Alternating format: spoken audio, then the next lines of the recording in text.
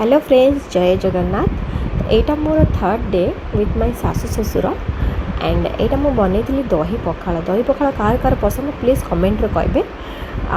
मु बनै दही पखाल बैगणर तावा भजा आउ कलरा आलू भजा आलू भर्ता सहित मिक्सचर पकईकि जो चकड़ाटा हुए सेटा आईटा मु डायरेक्ट तापर राति वीडियो नहीं तापर एटा मो सासु बनाते सासूंगर गोटे स्पेशल डिश थिला कहले मु बनैबी मुझे हाँ बनातु आपणकर खाद्य भी हाथ रंधा खाद्य भी आम खाइबू तो एतिक तो चांस मिलिया कथा खाइबा कथा आम दूर रोचु कौट मिलूँ जे आमको खाया आपण हाथर तो सी गोटे भापा पनीर बनई भापरे जोटा माने कि बांफरे हम तो सेटा कौटी से यूट्यूब देखी आको भल लगी तो सेटा से बनई किसी इजी पिजी बहुत यहाँ किसी भी ना तो से बनई बहुत जल्दी जल्दी भी बनी जाता भल लगे बहुत क्वांटिटी बनता नेक्स्ट डे भी मुझे खाई तबु बहुत भल टेस्टी थिला।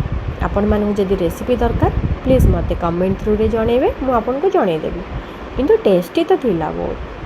तो आउ जदि किए केबे बनई प्लीज कमेंट रे जनइबे आगो को अपडेट पाया हेले मो चैनलटा प्लीज फॉलो करेंगे।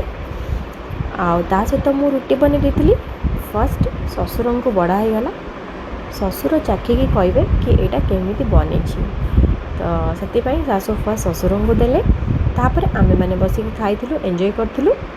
ठीक अच्छे ये मुझे ब्लॉगटा को एंड करुच्ची पुणी देखा नेक्स्ट डे 4 विथ सासु ससुर रही।